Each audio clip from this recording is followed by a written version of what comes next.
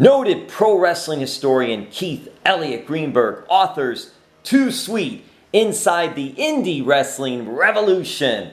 The book, an ECW press offering, chronicles the growth of indie wrestling. It takes readers back half a century ago when outlaw promotions challenged established companies. Thank you, New York Times bestselling author and TV producer. When I think of Too Sweet, Keith, I think of Hall and Nash, NWO. Tell us about the title of the book. Well, and that's a valid thing to think about, because Hall and Nash used to say, be sweet.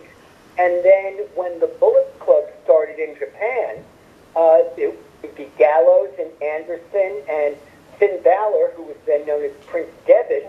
They would give each other their hand gesture, and they would say, be sweet to each other.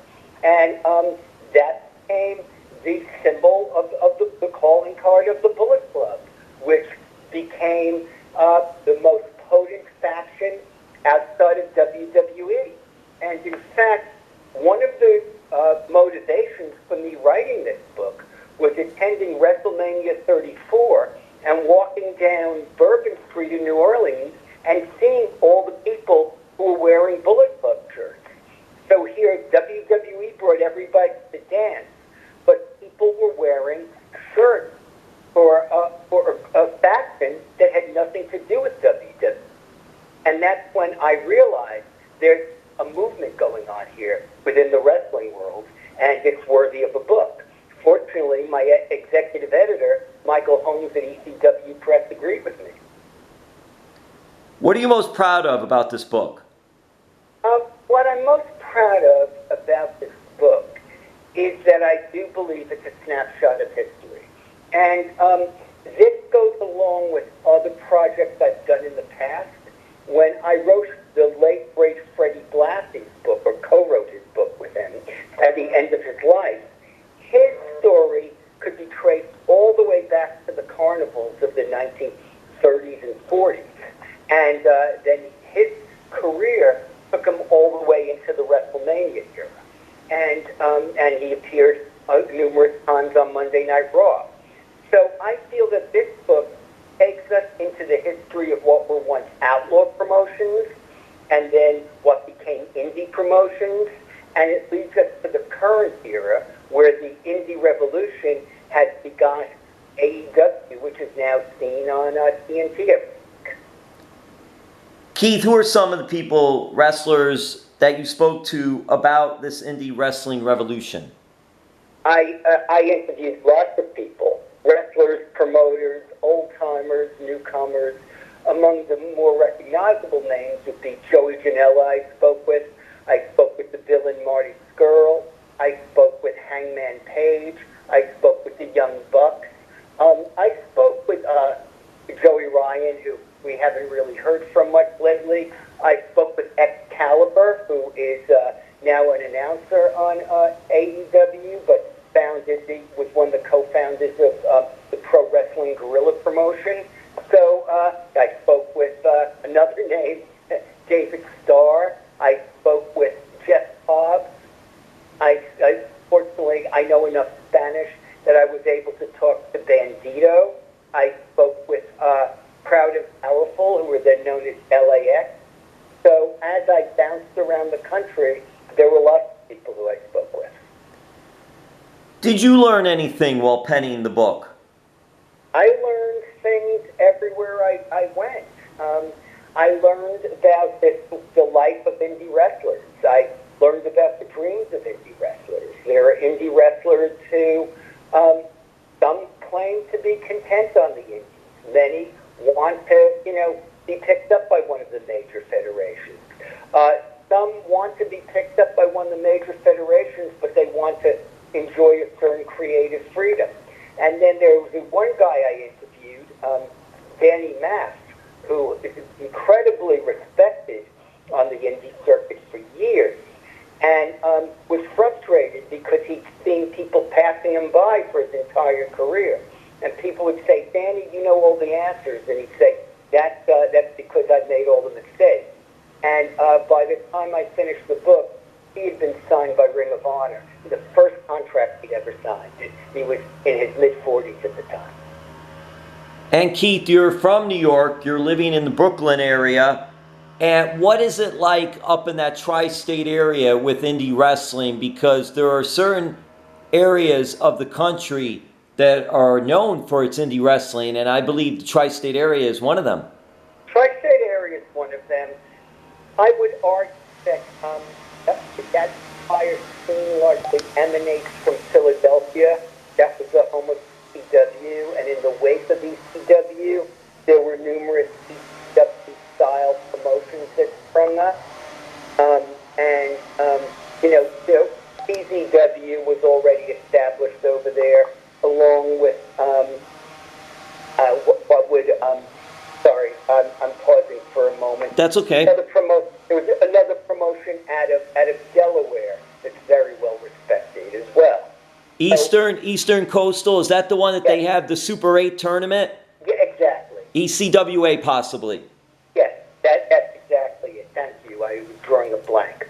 So ECWA, CZW were already established in that tri-state area, Jersey, Philly, and Delaware. And then I'd say that movement trickled into the New York City area. The really edgy indie promotions, I'd say, started in the South Jersey, Philly area. Did you grow up a wrestling fan? I grew up a wrestling fan. I'm a third-generation wrestling fan. Who were some of your faves growing up, and where did you go to see shows? Okay, I know this is up for the Miami Herald, so you'll want me to talk about Florida. Oh, it's fine. We are going to talk a little Florida, but you can mention up in New York and that area and Philly and all those great places too. Well, obviously, I grew up going to Madison Square Garden, and as well as Sunnyside Gardens, which happen to be in Queens. I also saw wrestling at Shea Stadium. I was there in 1976. I was 17, and that was when Bruno Sammartino gained his revenge against Stan Hansen on the same card that featured a closed-circuit telecast of Muhammad Ali versus Antonio Inoki from Japan. And that was a famous boxer versus wrestler match that when I wrote Freddie Blassie's book, Vince McMahon personally told me it was supposed to be a predetermined finish, but when Ali got to Japan, he decided he couldn't do that. He'd never participated in a staged match before in his life. And so it ended up being a very lengthy stalemate. I was a Bruno fan, a Superstar Billy Graham fan, Stan Stasiak, Ampero Firpo, Killer Kowalski, Barry Cicluna. Those were the names that populated my childhood. Wow, you mentioned a classic too in that, and that's why that match with Ali and Inoki just didn't pan out like it could have. But there was also, if I remember correctly, Keith, and maybe you'll correct me on this or tell me this, Gorilla Monsoon also fought in a boxing wrestler match live. Rico. Right? Was that in Shea as well that night, the same night, or no? No. Gorilla Monsoon fought Andre the Giant in Puerto Rico. And I had seen the tape of it back when, in the tape trading days, where I remember I would get lists in the mail, and it would say, which matches do you want to order? And I would check the matches I'd want to order, mail it back in an envelope, and then back the VHS tape would come in the mail, and I would watch the matches I selected. This was in those days before the internet. So I had seen that match where Gorilla Monsoon appeared to be the villain, and he was in a boxing match against Andre the Giant. That said, on the card in Shea Stadium, Gorilla Monsoon was the corner man for Andre the Giant. And after the match, there was some shoving and pushing and brawling between Chuck Webster, the Bayonne Bleeder, was in a boxer-wrestler match against Andre the Giant. There was some skirmish between Chuck Wepner's camp and Andre the Giant's camp, and Gorilla Monsoon got in the ring and appeared to be throwing some haymakers. Whether it was part of the show, I never asked Gorilla Monsoon that, and I had the opportunity to speak to Gorilla Monsoon many times afterwards. That was it at Shea Stadium. I'm so glad you remembered that. That's why you are the historian. That's why you're noted for that. It was Andre the Giant versus Chuck Wepner. And I remember seeing Chuck Wepner, not to sidestep too far to the left here, but I remember watching the movie a few years ago on Wepner that they did, a really good story of his life and all. That was a really good sort of documentary type story on him. But yeah, that match with Andre versus Wepner was so much better than the Ali Inoki match because they were able to work it out. And whether or not those things happened at the end or not, who knows? But it looked good. I mean, look, if you watch the match, you had the Wepner, the Wepner Andre match, there had to be some cooperation there. Otherwise, it would have been just as dull as the Ali Inoki match. So there was definitely some showbiz and razzmatazz thrown in. I'm not sure how much Wepner and Andre were willing to give each other, but if you read the Andre the Giant book, which just came out, The Eighth Wonder of the World, there's a lot more detail, and I would say ask the authors Bertrand and Pat about it, and they could probably regale you with stories. Hey Keith, you know so much, you have so much knowledge. How did you become a pro wrestling historian? I think I started as a pro wrestling fan and went from there. When I started writing as a professional at a very young age. I was 19 when I started publishing articles and getting paid for them. And as I, worked my way around and tried to get into different places, I'd be asked, well, why should we, commission a kid like you to write stories for us? I mean, shouldn't you be hanging at the malt shop? I mean, they didn't use that terminology, but that was the general message. And I remember Us Weekly asked me when I was in my early 20s, like, why would we send you to do something? What do you know about that none of our staff writers know about? And I said, I bet I know more about professional wrestling than anybody here. And then I was a professional wrestling writer because once I had a story published in a national publication, I could pretty much pitch wrestling stories to everybody.